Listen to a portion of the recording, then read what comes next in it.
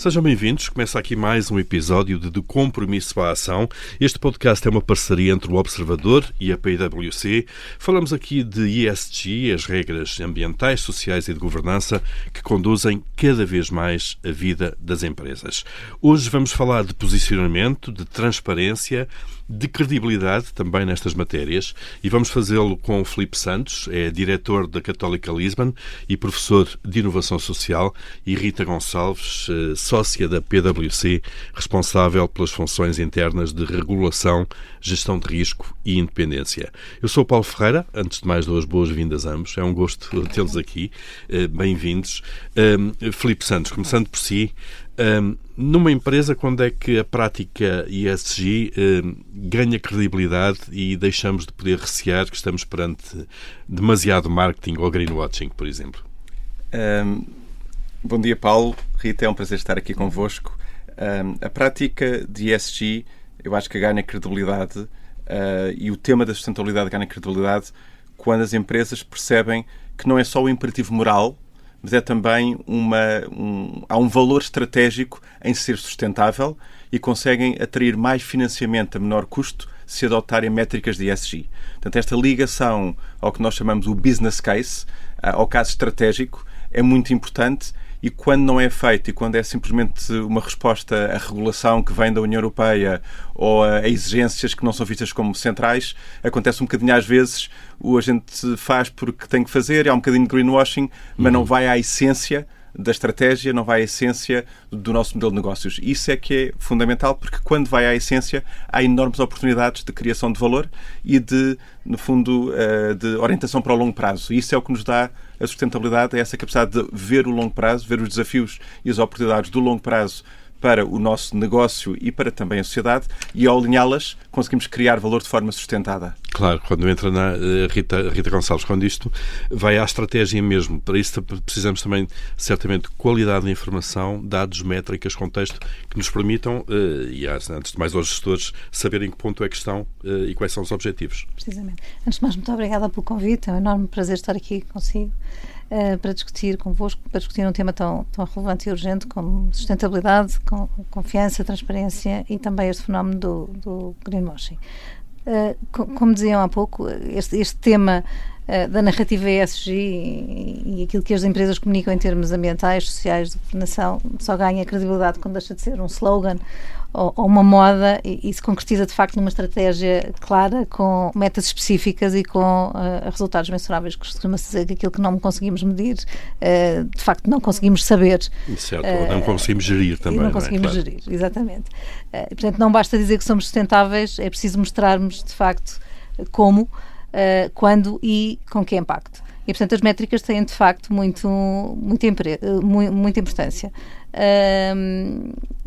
E eu acho que é importante, se calhar, olharmos também para alguns casos concretos. Portanto, é importante lembrar que a credibilidade do ESG não é apenas um slogan, é construído ao longo do tempo com mensagens, mas também com atos concretos. E, portanto, se olharmos, por exemplo, para o caso da Unilever, foi uma empresa que estabeleceu objetivos muito ambiciosos, de facto, mas não só ao nível da sua pegada ambiental, mas também ao nível daquilo que são as práticas agrícolas sustentáveis, e tem vindo a concretizar de facto aquilo que foi a sua missão com a publicação de relatórios detalhados, com acompanhamento de progresso, mas mais do que publicar aquilo que são os seus objetivos, comunica as suas conquistas, mas também os seus obstáculos e os seus falhanços com total transparência. E eu acho que dá confiança e eu acho que é esta honestidade claro. e rigor que de facto sustentam a confiança dos vários stakeholders, sejam eles investidores, como falávamos há pouco, consumidores ou os próprios colaboradores. Todos estes são stakeholders da informação de sustentabilidade. Filipe, o papel dos líderes da governação é absolutamente fundamental aqui.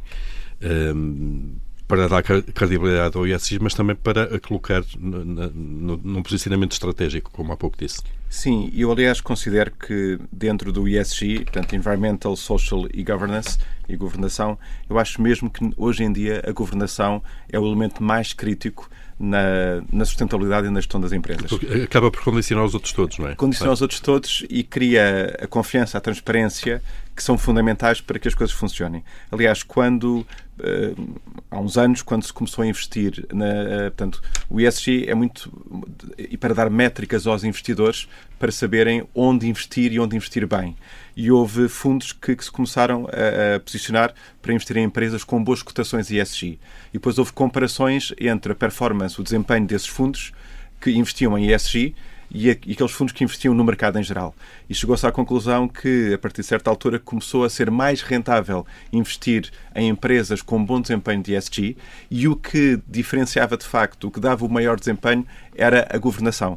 Porque quando a governação era fraca, havia problemas em algumas das empresas que levavam, digamos, a uma desvalorização do seu valor desses investimentos, ou em bolsa, ou falências.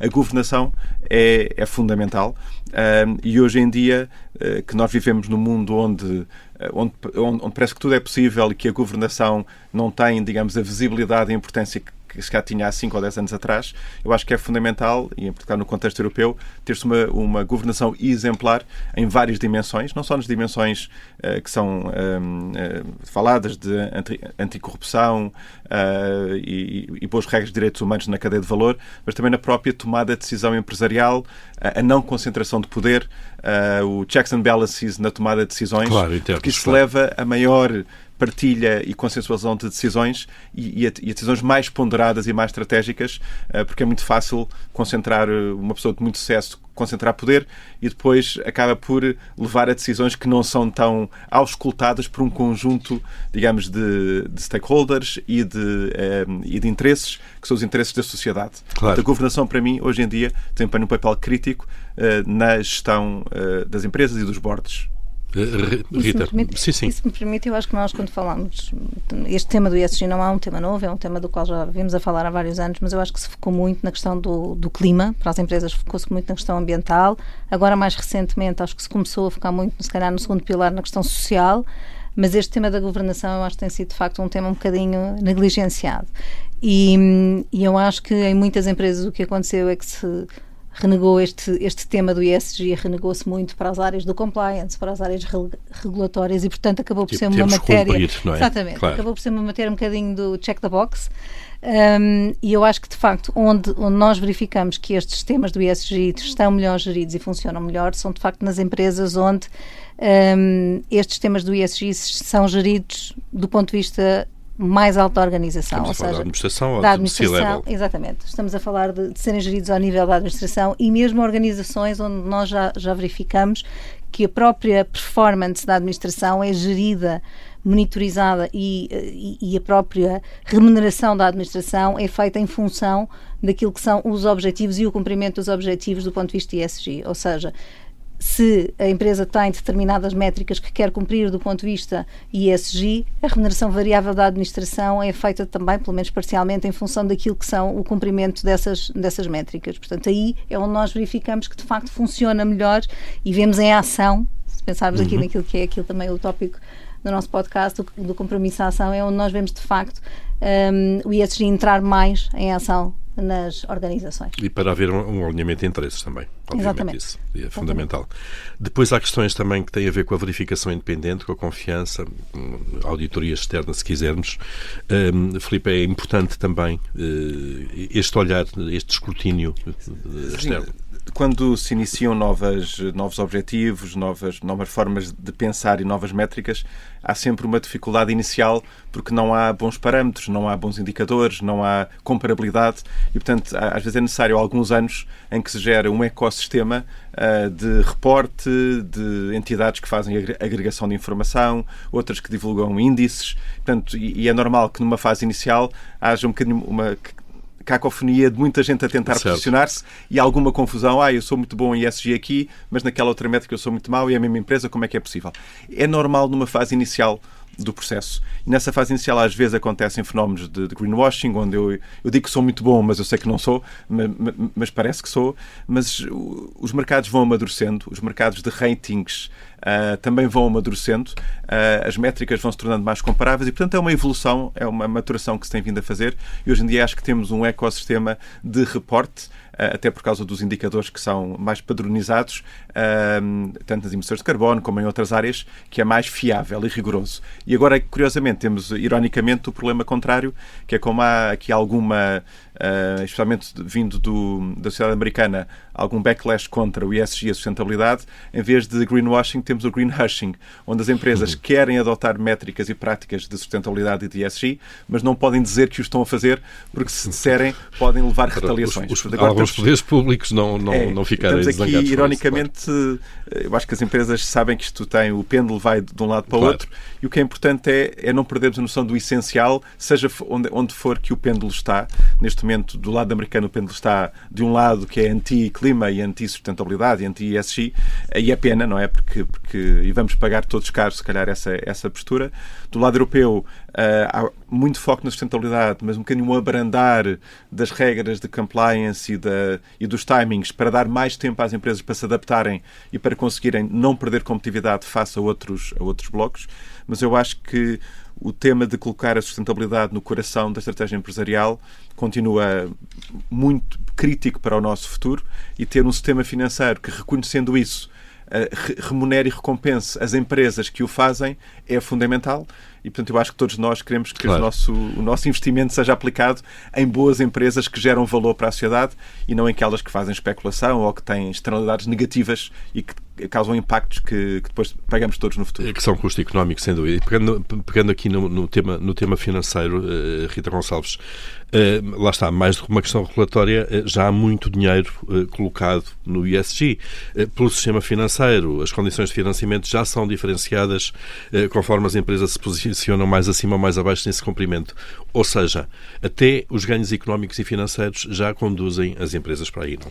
Exatamente. E nós, como o Filipe dizia há pouco, portanto, a regulamentação europeia tem andado muito para a frente e para trás, portanto, houve uma grande pressão do ponto de vista da regulamentação, do ponto de vista até da publicação da diretiva CSRD, que vai trazer aqui um conjunto de obrigações, depois do ponto de vista daquilo também que foi a pressão, se calhar, dos Estados Unidos e a nossa necessidade também de nos mantermos competitivos. Houve aqui uma série de iniciativas de simplificação, mas há, de facto, também uma diretiva para o sistema financeiro que vem trazer, digamos que, obrigatoriedades para não só o sistema bancário, mas também os fundos de investimento, do ponto de vista daquilo que é a diversificação da sua carteira e a necessidade de serem mais diversificados quanto aos seus investimentos e promoverem financiamentos, de facto, que venham também dar às empresas incentivos para serem sustentáveis, e este diploma vem estabelecer regras relativamente à divulgação de informação sobre ativos e produtos financeiros em matéria de sustentabilidade,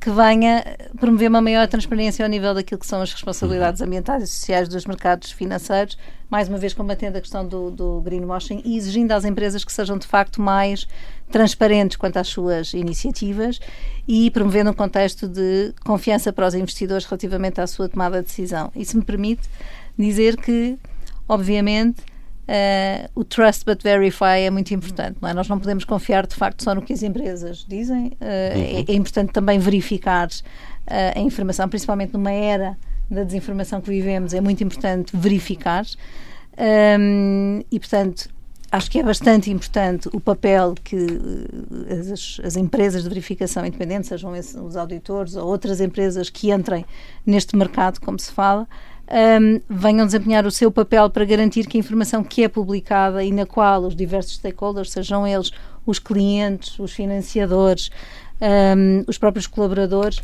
possam confiar, garantir que a informação é fiável, que é comparável entre peers, porque é com base nessa informação que se vão tomar decisões. Portanto, temos que dar à informação não financeira, ou à informação de sustentabilidade, a mesma confiança que hoje depositamos na informação financeira, porque ela é tão ou mais relevante para o processo de tomada de decisão. E tomam-se decisões com base nisso.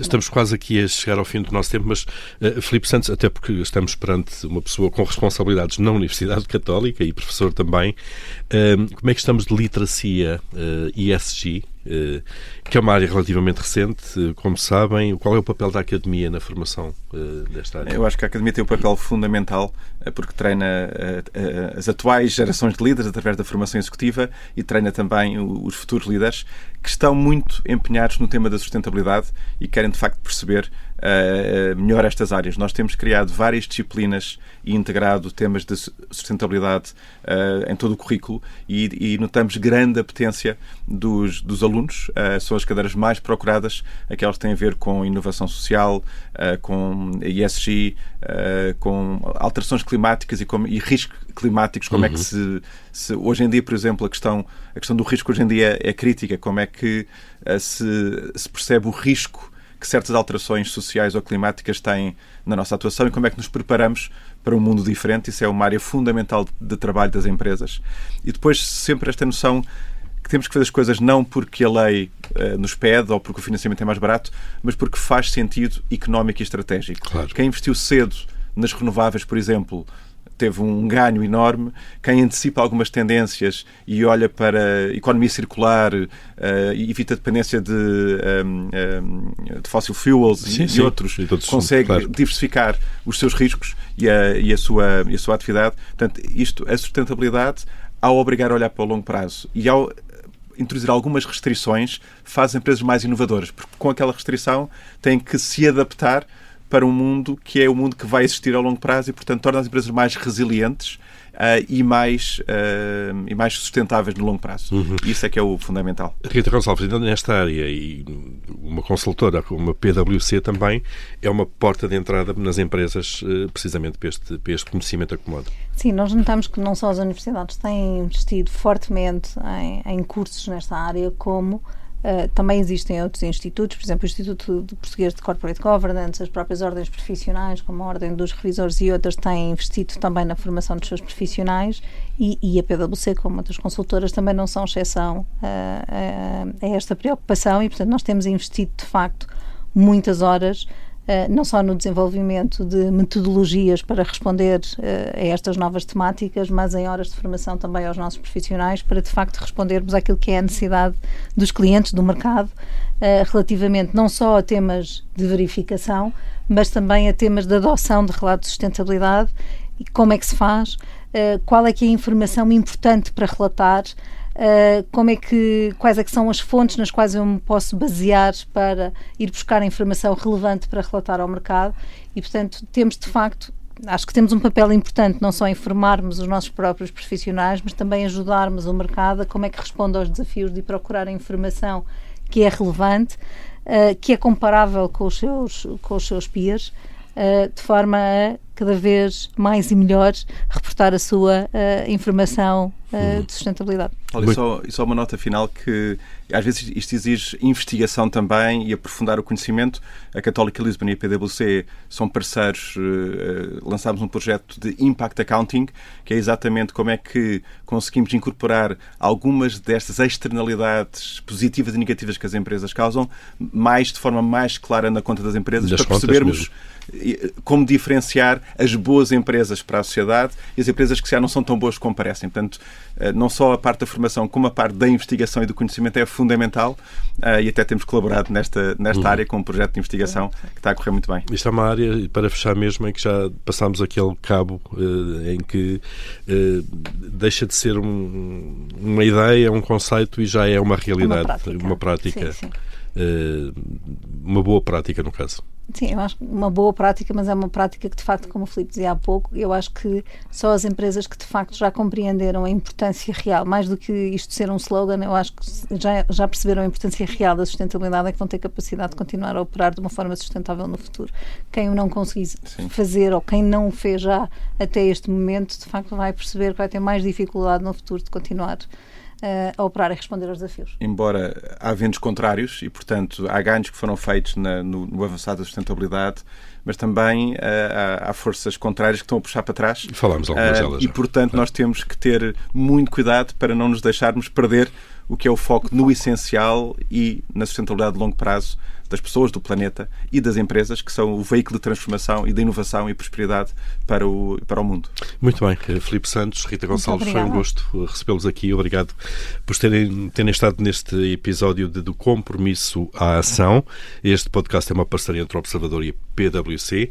Nós voltaremos no próximo episódio a falar de outros temas ESG e com outros convidados. Até lá. Obrigada. Muito obrigado.